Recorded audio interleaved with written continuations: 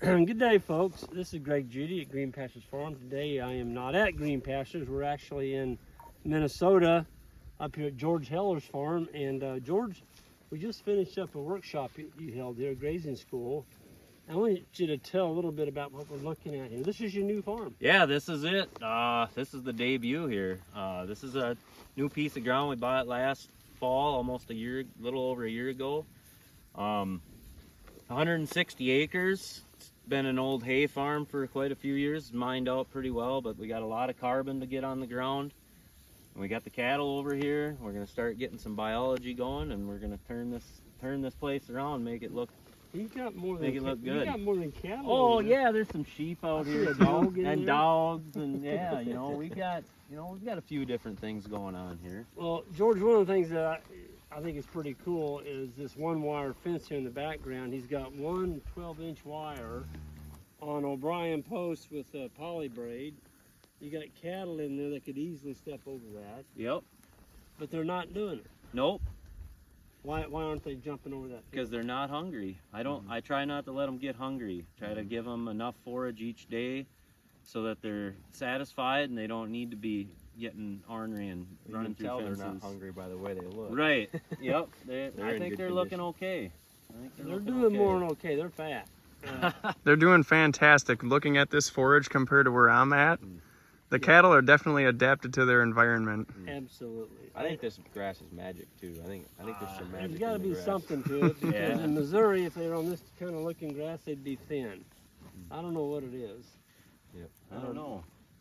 Maybe it's just your grazing management. Maybe it's it good is. I don't know. management, I've had some really good teachers telling me how to do this. So maybe Tell there us is a little something to bit that. about your breed of sheep and your cattle. What you got going on here? Okay, so let's start with the sheep. You gotta- Oh, okay. Talk Yep. to Sorry. the camera. So let's start with the sheep. Where we got what we've got is we got some Katahdin, mostly Katahdin ewes that I started out with, and then I went down and bought a couple St. Croix rams from this guy here, and we've been running them on there and trying to get. What's been happening is the carcasses have been getting larger, the parasite resistance has been getting better, and the efficiency is there. They're doing really well on this forage here. Also, we've got some cattle out here. We've got a couple different colors. I started with just some red ones at first, and then a friend of mine was nice enough to bring some over for me so I could get some more impact on the ground, and I'm gonna try to buy them off of him pretty soon. And then we're gonna work on what we're working on is building a northern adapted South Pole seed stock operation.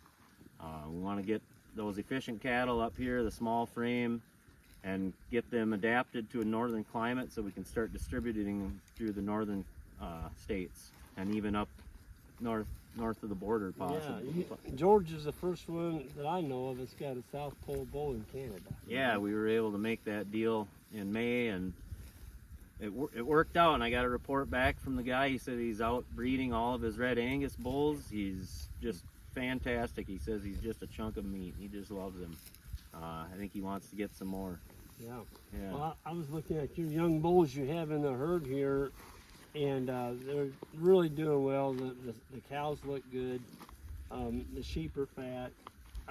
I like the way that everything's just great. The cows and the sheep don't pay any attention to each other. They're pretty well intermingled. I've heard a lot where people run them together, and it's two separate groups. You can't tell it in there. They've kind of adapted. I've always ran a flirt. I've never not had a flirt. Besides when I didn't have cattle. As soon as I got cattle, I immediately had a flirt. And for a guy like you, it saves a lot of time on your labor and everything. Absolutely, because I work a full-time job during the day, and running a concrete crew, and I only get 1 or 2 hours a night to deal with all this. So this type of management has really made everything possible, and I can't say enough how. So for folks just getting started and they've got a piece of ground, the first step that you did when you got this is you put in some water, and then you've got the perimeter fence. Yeah, absolutely. So the animals can't get off of here. Right.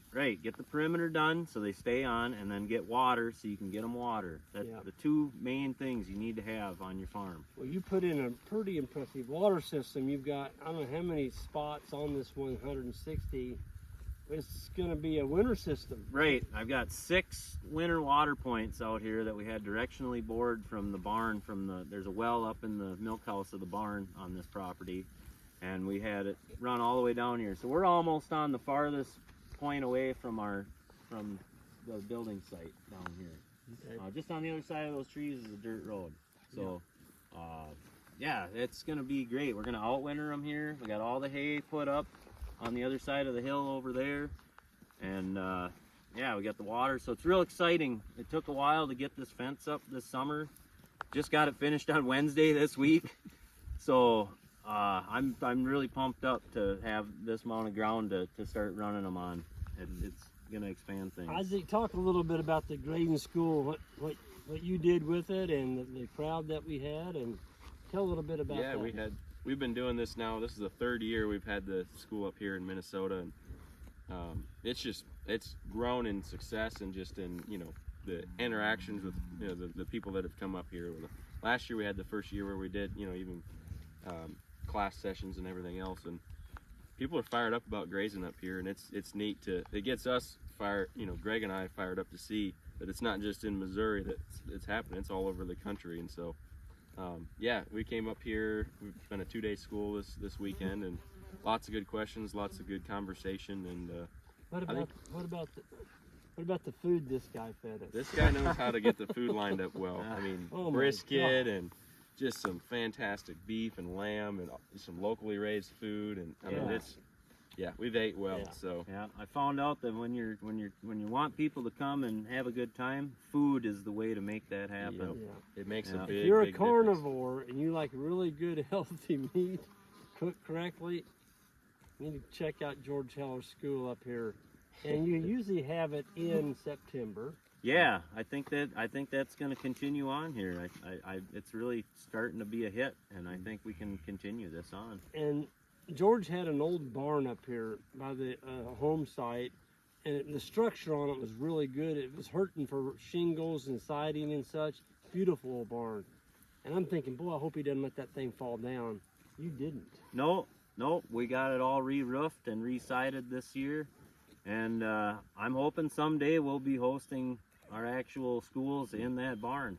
That'd be And awesome. other events as well. So that's another thing on the horizon. George told me a success story driving out of here today about the old farmer that lives across the road over here. And this was part of his dad's farm. Yes. And he told George, he said, I love what you're doing. I saw those people out there on that farm. And it just made his heart glow to see that his home farm, there's people out on it.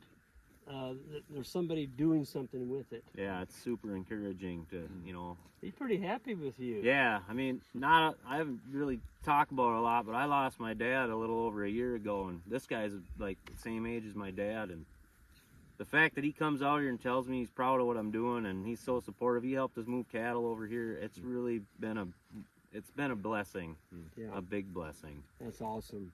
Well, George, thank you. Thanks for Thank your you, time. Greg. Thanks for opening up your farm to Isaac and me and all the attendees. And all I can say is kudos, a good job. I know it was a lot of work. It always is. Getting ready for it, Yep. but I think you really hit a home run. Thank you. I really appreciate that. Folks, on the way out, if you would hit that subscribe button, I'd appreciate it, and we'll see you down the road.